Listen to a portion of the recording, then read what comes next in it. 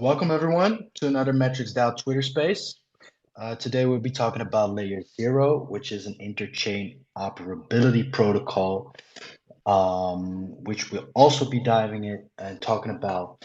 And maybe we'll also touch on airdrop farming, or hunting, whatever you want to call it. And we're going to do this all with a data-driven approach. So I'll be your host and moderator for today. I'm Helix. I'm a big believer of making data-driven decisions, and I'm inspired by the possibilities that crypto brings. And therefore, I love bringing the Web3 analytics community together to connect and learn with MetricsDAO. So for the people in the audience who are not familiar with MetricsDAO, MetricsDAO is a community of Web3 data analysts, and with us you can earn, learn, and connect. So we do paid analytics challenges, courses, and webinars. We got a Discord you can jump in. And of course, we got this weekly Twitter space on the hottest topics in Web3, always approached with data-driven insights from top analysts and researchers in the Web3 space. So today we got Chase Devins from Missouri. We got Tim from DeFi Llama News Info, and we got Spring Zan. Glad to have y'all guys.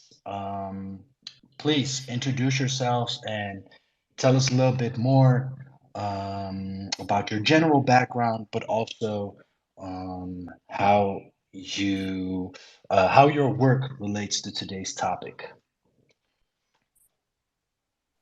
Sure, I guess I can go first here. I'm Chase Devins, Senior Research Analyst over at Masari. Got into crypto mostly studying DeFi, but now pretty much cover anything under the sun. One area I'm super excited about is just anything cross-chain. Wrote a report about 2 months ago covering kind of LayerZero growth from a data-driven perspective. After their latest funding round, I've also covered various other cross-chain platforms and compared them last summer. That report's open to the public over at Masari. Hey everyone, I'm Tim. I'm a journalist at DL News, the news arm of DeFi Llama. And my reporting takes me to all kinds of places in crypto. One of them is like crypto bridges, interoperability protocols. And at the beginning of the year, I wrote a pretty extensive piece looking at bridges and bridge hacks and why they occur. And that took me to studying and looking a lot closer at alternative ways to bridge between chains like LayerZero.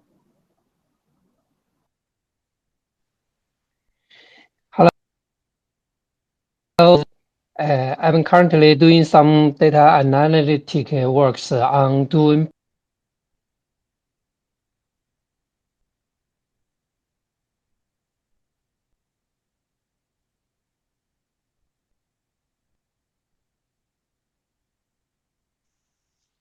Hey Spring, I'm not sure if you can hear me, but it seems your audio is breaking up a little bit.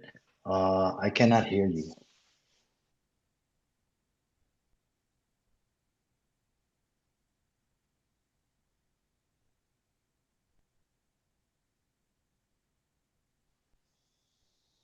I still can't hear you, unfortunately. Maybe you could try rejoining the space.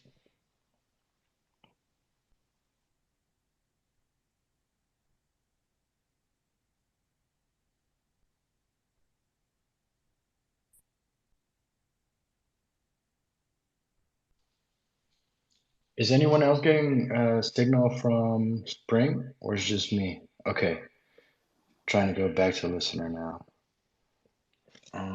Yeah, let's try to re-invite a speaker.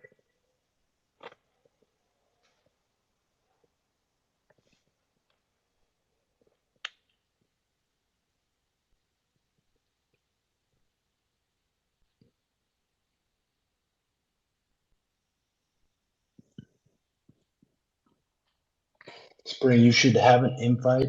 I'm hoping it's popping up. Maybe we have some technical difficulties because I know that Tim also took a really, you also uh, needed a lot of time. Hey, yes, I hear you now.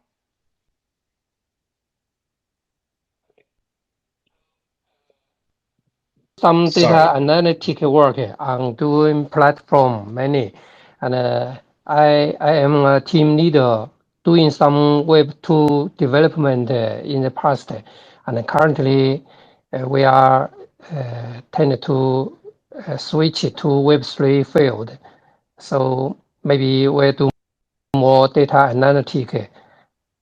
Yeah, this is my brief introduction. Interesting. I wasn't aware there was actually a whole team behind you, but that makes sense given your work output, let's say, that you're putting out a lot of content on Dune and Twitter, which is always of very high quality. And now I can see how you manage that. Good job on that. Um, okay, thank you for those introductions, guys. Um, I think I want to start with um, introducing the topic of today and just, you know, asking what is it really? Um, for anyone in the audience who's like not familiar, for people who don't have a very heavy tech background, um, let's set out the context here. So, can you guys tell me what layer zero really is from your own point of view, from your understanding? Um, maybe also tell us how it's different from bridges because it's kind of similar, but I think it's also not. Um, yeah, who wants to go have a shot? I can jump in first. Can you hear me okay? Loud and clear. Thank you, Tim. Awesome. Yeah, so it's kind of in the name, LayerZero. It's something that you can imagine as being like below these layer one chains like Ethereum, Solana, Avalanche, and so on. It's an interoperability protocol that can sort of tap into all of these chains using its system of a relayer and an oracle to sort of like, it's almost like Lego blocks, maybe if you imagine it like that, it's easy. It can sort of snap them together and then allow data or messages to be transferred across. And it's just really got two things to it. It's like I said, the Oracle, I think they use Chainlink Oracle at the moment to prove like that an asset's price or some piece of data is what it actually should be.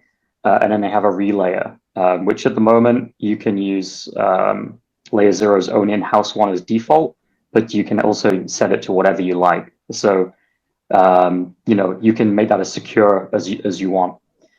And what can you do with this? Being able to transfer messages. I mean, the one thing we see right now is Stargate. It's the flagship product, and it's this Omnichain bridge. You can transfer funds using this method from any chain to any other chain. It's fast, and it's kind of debatable about the security, but I think it's very much worth noting how it differs from some existing bridges, like the wormhole bridge in the past. Actually, very recently, we've been seeing some concerns with the multi-chain bridge.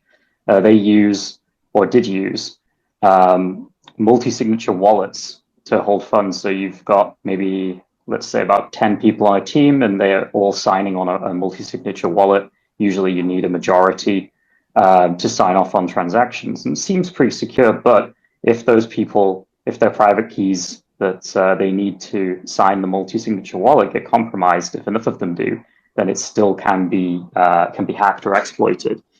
You don't have any of that worry with LayerZero, in a sense, in that there is no centralized point of control like a wallet that holds funds.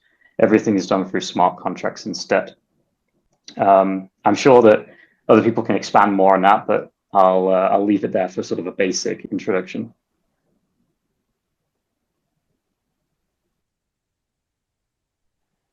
Yeah, I think the one thing I would add is a lot of the trust assumptions really baked into kind of what Oracle network you decide to use to pass these cross-chain messages. Obviously, right now they default to their own Oracle, as well as I think they're migrating over to the Chainlink one, as Tim mentioned. And so to me, it's very similar to what Chainlink is working on with their CC/IP protocol. So I'm really interested in seeing how like the two of those compete once that goes live, probably later this year.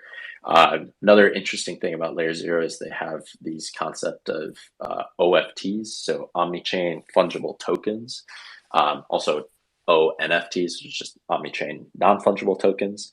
And what these are essentially is a catch-all token standard. Can think of it similar to like an ERC or BRC20 that's really interoperable with any of these existing standards. And so it allows pretty much anyone, any protocol to function kind of as their own bridge and issue these OFTs across any chain by doing like a mint and burn function. So, you burn the OFT on one chain, mint it on another.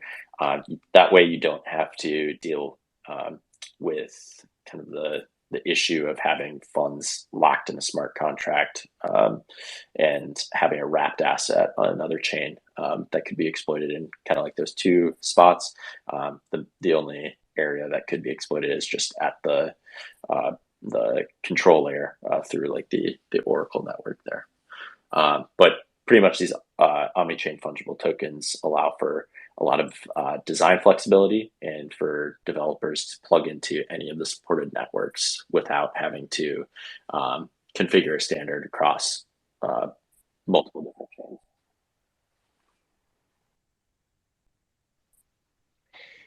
My knowledge about LayerZero is mainly from their offshore documents because I don't use it too much myself.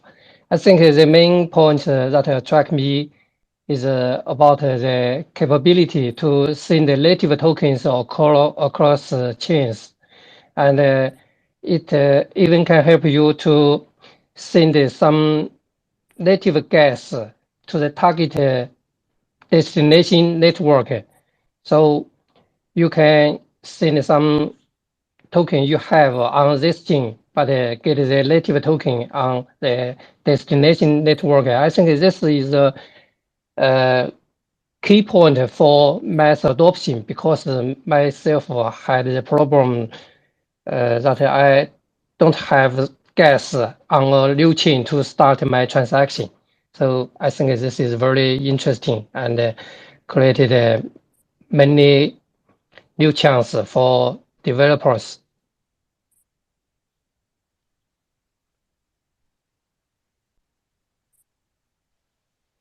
Yeah, it is a familiar problem, right? Whenever you decide to jump on a new chain, you always need like some gas, so you always need to send something there first. Okay, thank you for laying the groundwork here. Let's introducing the topic.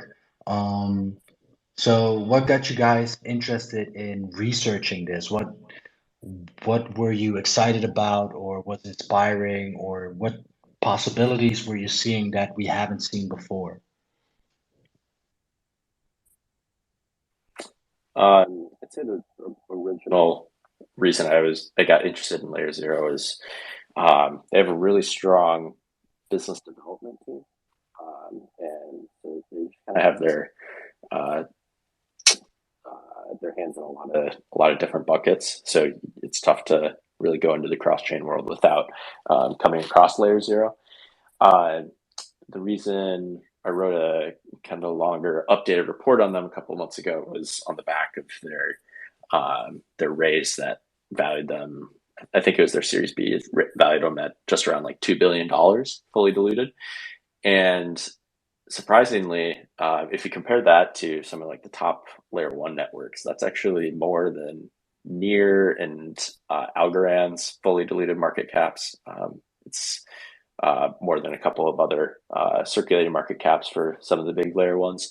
And so just seeing that from like the early adoption of LayerZero and more particularly in early 2023 as it's really started to hockey stick in its growth, its investors are pretty much pricing this as like a layer one network. And obviously like right now there is no LayerZero token, kind of proxy it through Stargate, but again, like that's just specifically for the proprietary bridge.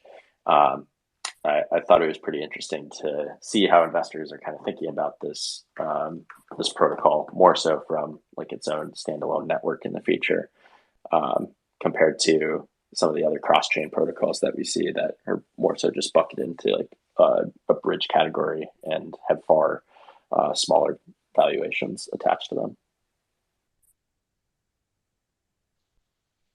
Okay, so I hear you. It's making huge waves, big valuation. Investors are getting attracted. They also have really good biz dev, so you came across them everywhere. Um, I have another point to touch on that later. Um, Spring and Tim, what got you guys excited about this? And what put it on your radar? Yeah, so I guess the same thing as Chase, like the valuation that it recently got to was very much out of the blue for me. It surprised me. But then when I thought about it some more, it doesn't perhaps, shouldn't be so surprising because there's a hell of a lot of potential with LayerZero. Um, the fact that it can be this sort of base layer, you can have assets that will transcend all of these different layer one chains and that can all be linked through this sort of universal router. There's a huge amount of potential there. And I guess it's like in crypto, a lot of the time, people, I mean, it's very speculative. So people are going to take ideas, things that could be, and they'll run with them. And that's kind of what I think is happening with LayerZero. Not to take away from the interesting, nature and I guess the novel nature of the tech and that, but certainly there's some speculation surrounding it. I guess that's what's put me onto it. Also, I've spoken to some of their team members, like Brian Pellegrino in the past. I've gotten quotes for him for some of my articles. Really great guy to talk to. Very insightful comments he's provided me. So that only made me more interested in Layer 2 and what they're doing. Sorry, LayerZero and what they're doing over there.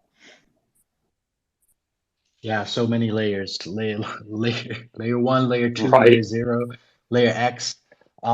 Yeah, it's funny you mentioned Brian. I talked to him and asked him if he wanted to be on. He couldn't make it.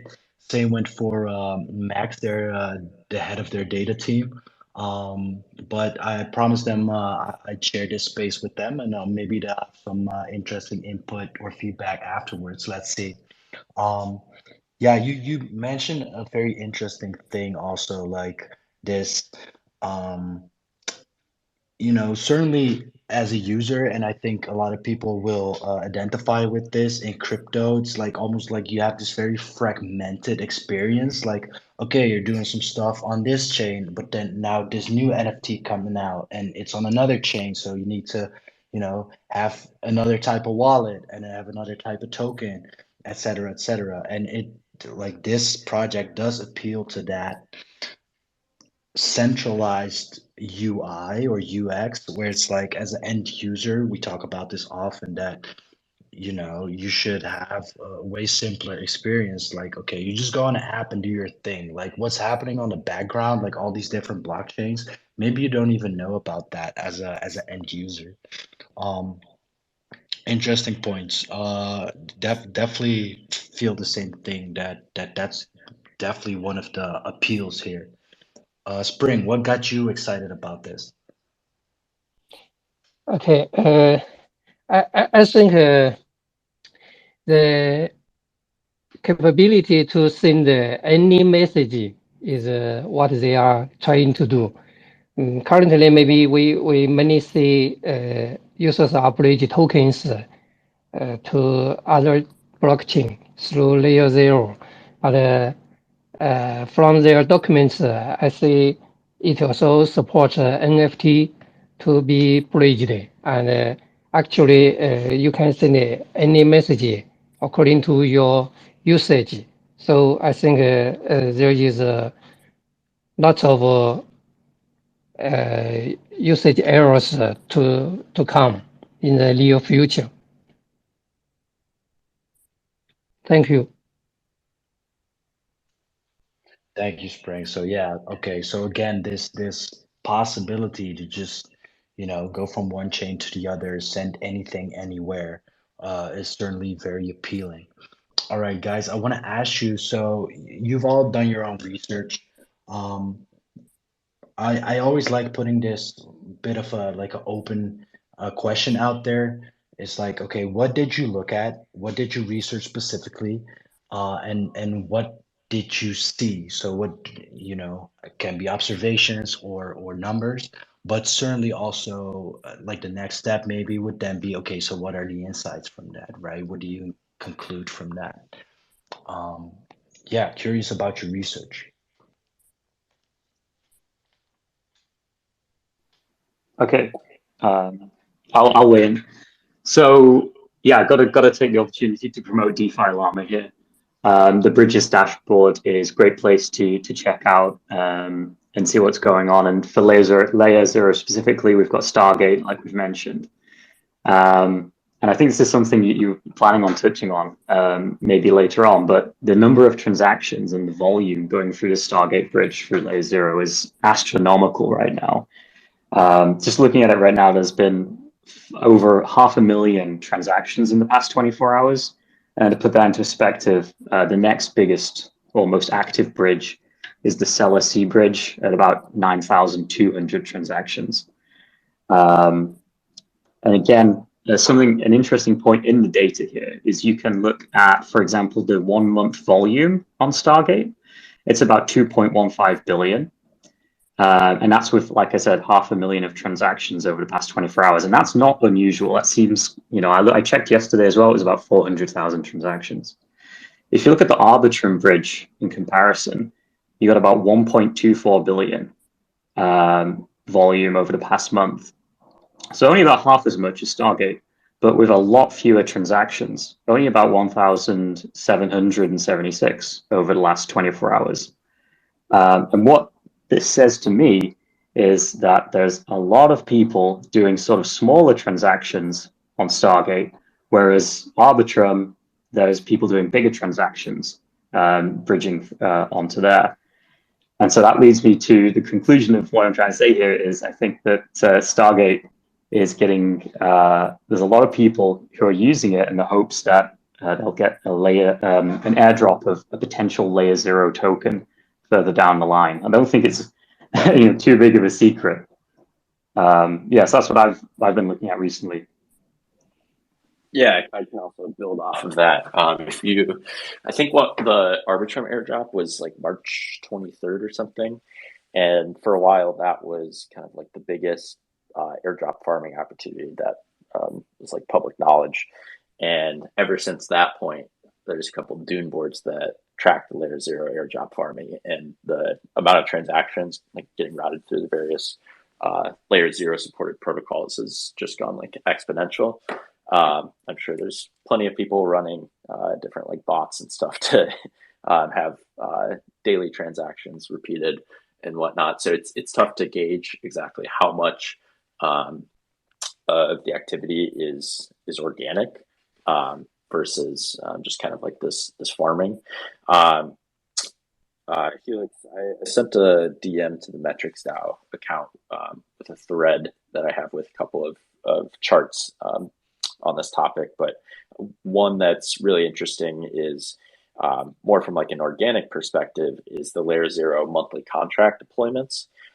We saw pretty stable deployments over the last year, and then in March and April, that number just shot up, probably about like 3 times the average per month for the last year. So what that signals to me is that developers are actually starting to come implement LayerZero contracts more, and to me that's a lot more telling than just kind of like the transaction activity that we're seeing on top. Going back to the airdrop farming. And then another thing that I like to look at is just kind of the different ecosystem of applications that are starting to get traction. I know one Omnichain NFT issuance platform, I believe it's called Holograph, recently launched. I don't remember the exact collection, but they set a record for number of like new mints or unique mints on that. It was a free mint that could be done across any chain. So starting to see actual usage of some of the different applications within the ecosystem is really interesting. And I guess the last point on that is the number of active users and transactions using the BTC.B OFT, which is pretty much the same thing as like wrapped Bitcoin. However, it can be transferred across any chain or any LayerZero supported chain. The number of users on that has increased very steadily over the last couple of months. They're primarily coming from Avalanche, but Arbitrum's also seeing some good growth there. And there's a Dune board that I can pull up a link of that shows just the percentage of transactions that's coming through BTCB versus wrapped Bitcoin. Specifically on the Avalanche network, and I want to say it's up to like 98% dominance for BTCB now. So you're starting to see more of a shift in like collateral types as well as different derivatives adopt this OFT standard that's built on LayerZero. Yeah, some super interesting data. Oh, sorry. Go ahead, Spring. Okay. From my side, I've noticed several interesting points. Firstly, there are more than 75% users only active in less than 5 days on LayerZero. So maybe they just come to do some transaction and waiting for the coming airdrop. Secondly, I saw the transaction increased very fast, start from May 6th. May 6th is the first work day after the China public holiday for the Labor Day holiday. Does that mean lots of users for LayerZero is Chinese? The third one is I saw yesterday the transaction and active users reach the all-time high. So among them, the BNB chain contributes most transaction. It's about 30% from BNB chain. The fourth point I saw was Stargate has about 65% of the total transactions from LayerZero.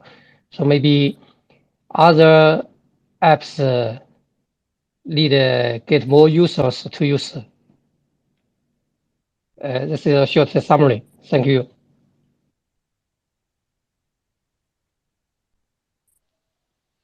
Okay, some pretty remarking statistics there. So what especially caught my interest is you're saying in fact 75% of users only got active in the last 5 days, which seems like a big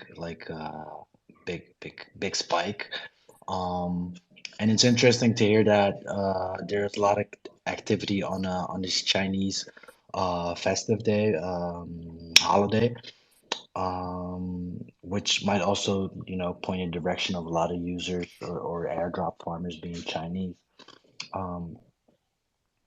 To touch on that further, right? The whole airdrop farming, which yeah, like Chase said, like the first time I really heard like a lot of chatter about airdrop farming was with Arbitrum. Suddenly everybody was like, hey, did you like get like ARP dropped to you, or like this going crazy, blah blah blah blah blah. And since then it seems like that's like a real big thing. Um is like I'm guessing, that brings up a lot of questions. So like, because it does seem this has a very clear use case, but that on the other hand, it does beg the question like, okay, is this really organic?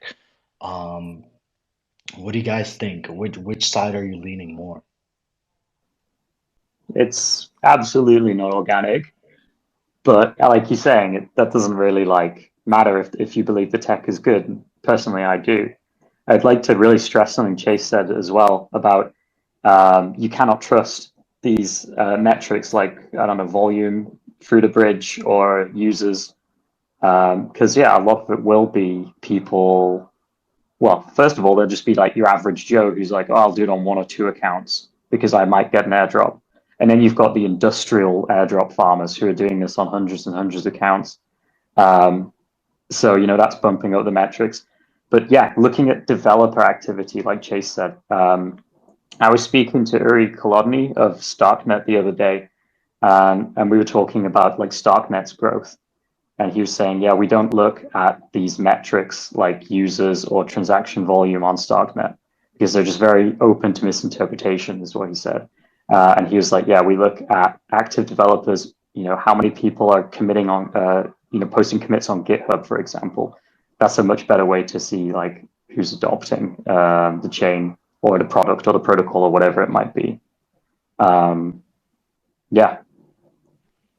To kind of follow up with that, one thing that I think has allowed LayerZero to quickly bootstrap developers is just the ease of onboarding for building on the protocol. I think their tagline is like you can integrate LayerZero with like 5 lines of code. And once you do that, you strap into the endpoint smart contracts, you pretty much gain access to any LayerZero supported chain. And they've been adding chains pretty fast throughout the last year. The one that I'm waiting on particularly is support for Solana. I think that we just, as the industry as a whole, lack a good, reliable bridge to get from Ethereum to Solana. And with Wormhole liquidity kind of drying up on that front, if there's to be a return of Solana Summer, I think it needs to be ignited by a reliable bridge provider. And I think LayerZero is really well positioned for that, considering what they did with the Aptos bridge a few months ago. Kind of went out of their way and just developed a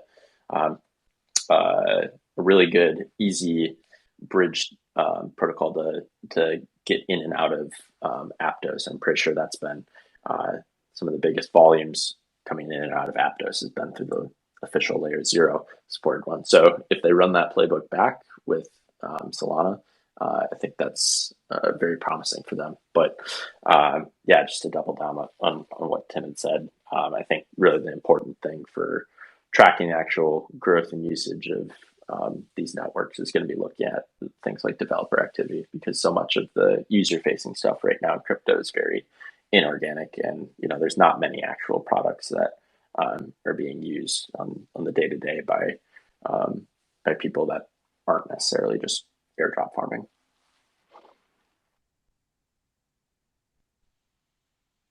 Interesting. Okay, so to pose a pretty dumb question maybe, but what do I know? I'm not an analyst. I'm just a marketeer in this space, so I'm just trying to figure it out and learn here as I go as well. Then what you say makes absolutely sense, but why then do so many protocols adopt this strategy of like doing airdrops? I think to me the airdrop phenomenon is just proven to work to get actual users, and I think a lot of people that aren't as ingrained into the space will kind of just look at like the metrics on like a user perspective, because that's how we measure a lot of things in like Web2 and are comfortable with it. And everyone likes free money, right? So if there's an opportunity to run a couple of transactions a day and potentially qualify for 5 or 6 figures worth of an airdrop, it's pretty compelling to go ahead and do that. And I think going forward, we might not see the same airdrop strategies to things like Uniswap and Arbitrum, where it really just rewarded actual activity with the protocol. We'll probably see some sort of more evolution in terms of qualification. But I think for now, until we see things shift away. Like people are going to continue to just try to farm in the existing ways. Yeah, I mean, ultimately, it might be a really inefficient way to get users, but it's definitely proven to be an effective one if you hint at an airdrop or even liquidity farming. So it's going to be really hard, I think, for crypto as an entity to wean itself off that. Especially when if you're launching a new product, it's going to be very tempting to hint at an airdrop because you know that it's going to get people using it, even if it's not organic. It's exposure. You're exposing more people to it. They have to use the product if they want to try and get the airdrop. And some of them will be like, hey, this was useful. This was pretty good. I mean, I was kind of the same. I saw that LayerZero had a bridge to Aptos or from Aptos. I ended up using that. I was like, oh, that's good. And then I went back and used it again in the future. So, yeah, like I said, it's going to be difficult to stop doing it when it's proven to be effective. But yeah, for now, it seems just to be something that everyone accepts. Like, we're going to get an airdrop and we're going to give you an airdrop. And, it's kind of like a hidden handshake on that, that people just sort of agree that that's the state of things. And yeah, I think it'll be quite difficult to change that.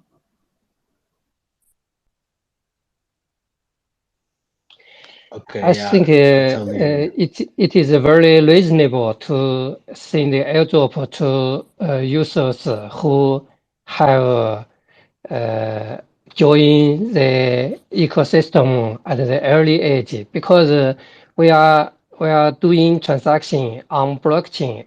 Every transaction need gas. Many people spend lots of gas space to use the application. If there is low expectation to future airdrop, I believe lots of people want to use those apps.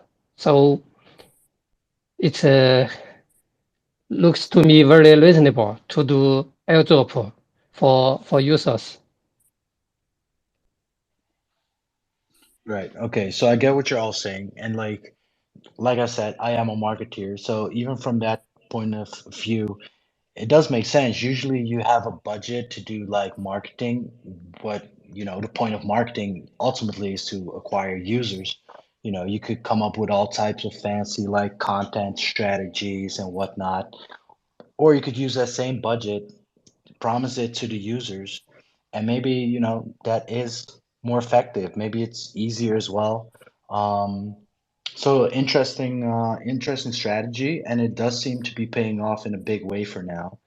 Um, there's another thing and you guys definitely feel free to ask each other questions as well, or if you have like things that you were like wondering about and want to like get each other's takes on, totally feel free to bring it up. Goes for the audience as well. Just drop your questions in the comments and we'll get to them. One thing I had, again, very much like maybe a newbie question, but one thing that stood out to me, like we're always in crypto talking about liquidity pools, and that's like important. And I kind of got the sense that, with Stargate, you basically have like a unified liquidity pool. That's what they were calling it.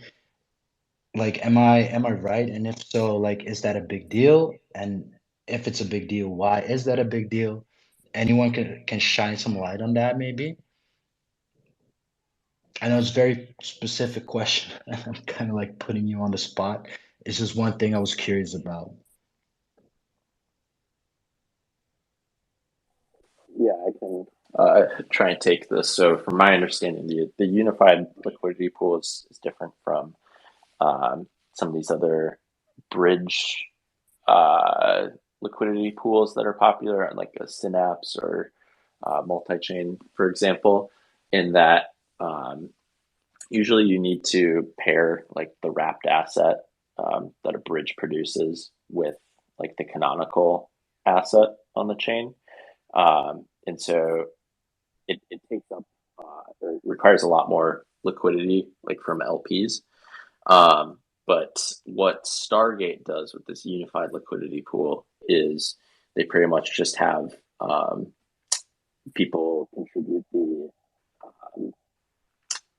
canonical asset to the liquidity pool, just single-sided, and they run kind of like I think it's called like their delta algorithm or something that kind of does like, if this much is requested to be burned on this chain, mint this much on, or release or kind of reallocate that amount to the user on the other chain.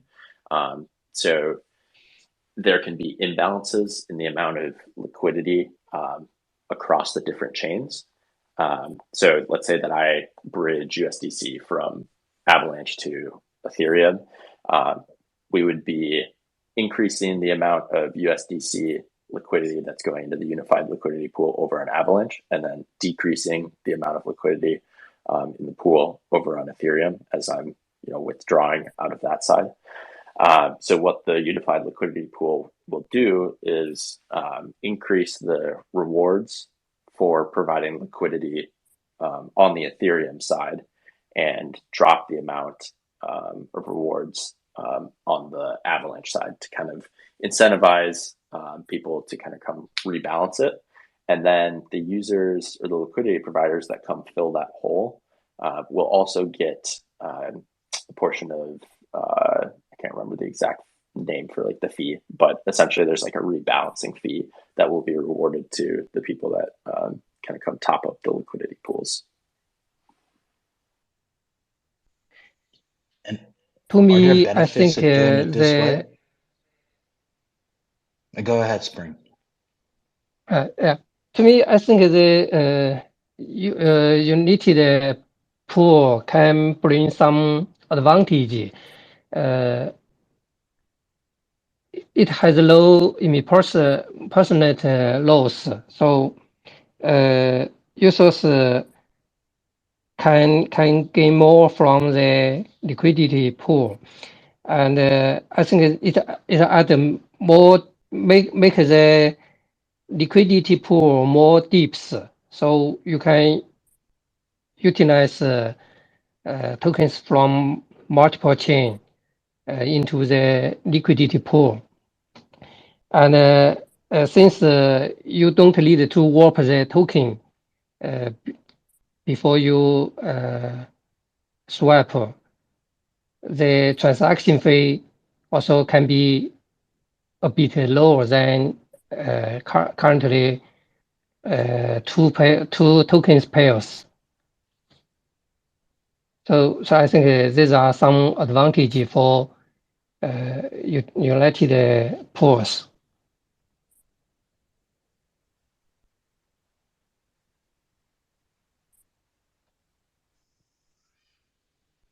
Okay, so if I'm understanding correctly, this allows you to have a bigger liquidity pool. Bigger liquidity pool means lower transaction fees. Is that like the short and dirty of it?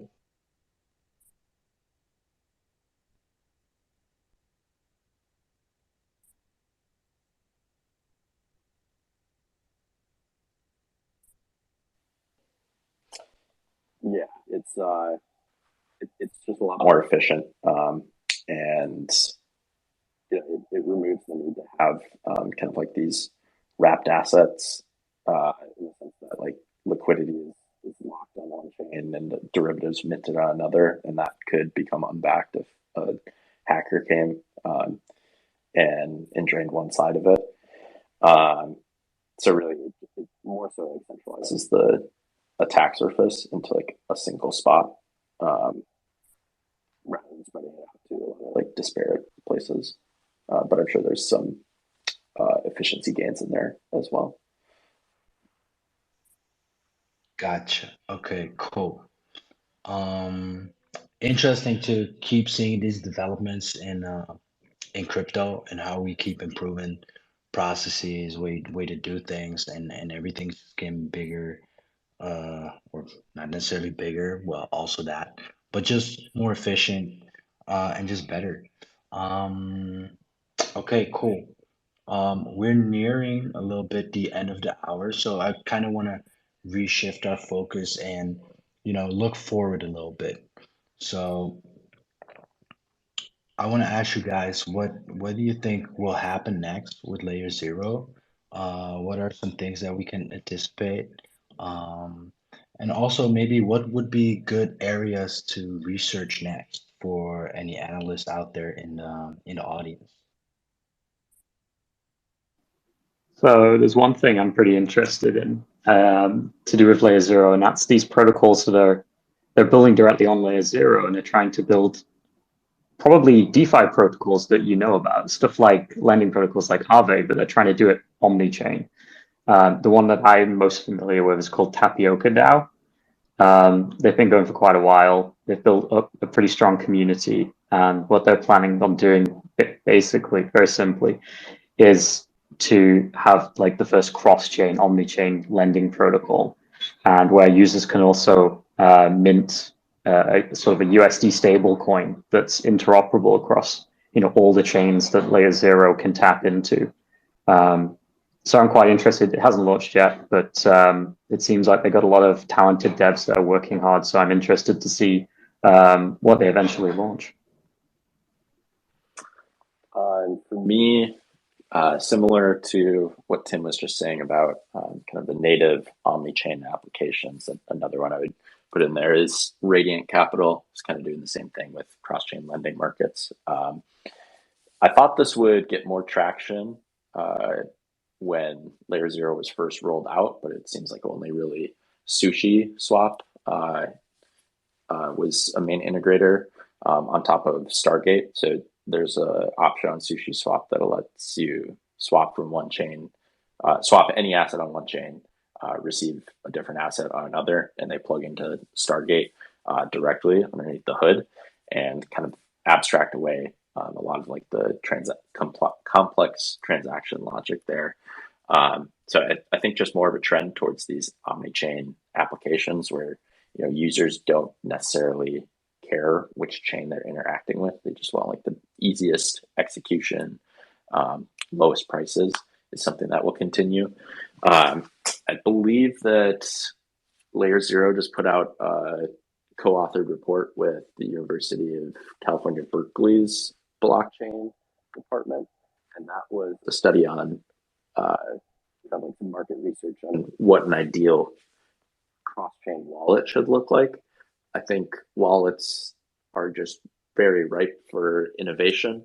Obviously, like MetaMask is dominant, but what has MetaMask actually like added in terms of UX for the last couple of years? Not much. And so they were talking about what might a ideal cross-chain wallet look like, and would definitely encourage people to go look into that. Pretty basic in terms of like the findings.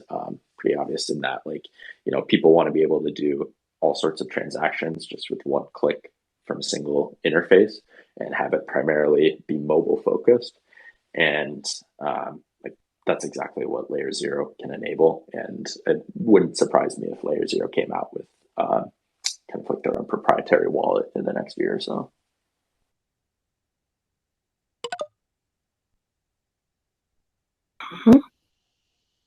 Awesome. So I'm hearing we're anticipating dApps to build on LayerZero and become really omni-chain. We're expecting wallets or hoping for them. Spring, anything to add here? Okay. Yes, sir. I also wish to see more apps developed on top of the LayerZero, and I think it will be quite interesting to do more data analytic against the apps that will be using LayerZero in the near future. So I look into that.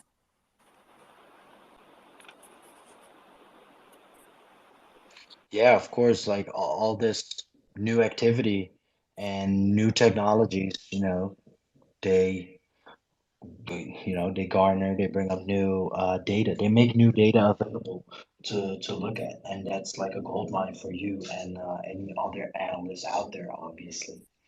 Um, cool.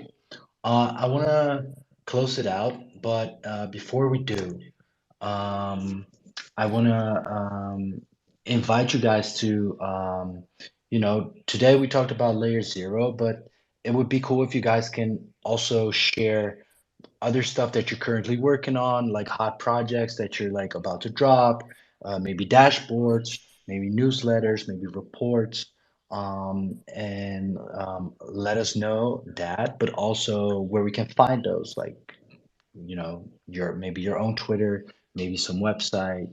Let us know. Yeah, for me, I do regular updates on kind of like the DeFi sector.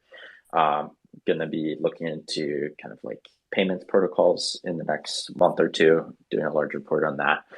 You can find all of our reports over at masari.io. Can also sign up for our daily newsletter. And then also I regular post snapshots of my content on my Twitter profile, as well as our main Masari account. We'll also broadcast quite a bit of our content. Yeah, that's all I've got. And thanks again for hosting us, Helix, and the rest of MetricsDAO. I created a new dashboard yesterday for ZK Sync, which is another layer 2 blockchain that users also hoping it will doing a big airdrop in the near future. I think ZK Sync is another hot topic in the coming days. So you can find my dashboard on Doing. It is published under the 6 Degree Lab team account.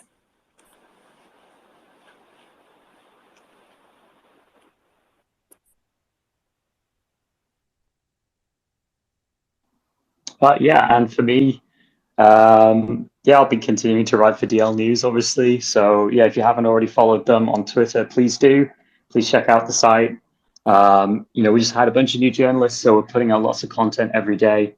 Really good stuff. So yeah, I hope to be back here again in the future as well to talk about some good topics. Thanks again, Helix, for organizing it. It's been great. Yeah, for sure. We'd love to have you back, Tim. And that goes for Chase and Spring, of course, as well. So yeah, give these guys a follow. Chase is gonna do more stuff about payment protocols and DeFi in general. So follow him and follow Mazari Crypto as well. Give Spring a follow to check out his Dune dashboards. He's dropping one on ZK Sync, which should be awesome. And Tim's gonna keep putting out awesome reports over at DeFi Llama. Really, really excited to see DeFi Llama having a news arm right now. So exciting times, exciting stuff. Thanks for being here. If you're in the audience and you thought this was awesome, then be sure to be here next week as well. We're doing these weekly. The one next week will be a little bit earlier. It will be at 10:30 a.m. Eastern time, but just check out our Twitter to stay updated. And it will be on supercharging your analytics Web3 career. And we're gonna have an all-female panel. So pretty cool. There are definitely some female analysts out there kicking ass. And we're gonna see how they do it to learn from them. Other than that, you can follow MetricsDAO for cool Web3 analytics challenges, content, and education. So we got webinars going on from data partners right now. We got courses launching soon. And of course, we got our Discord and paid analytics challenges. So check us out on Discord, check us out on Twitter. You can find us at metricsdao.xyz as well. So thanks everyone for being here, and thanks again to the speakers. See y'all next time.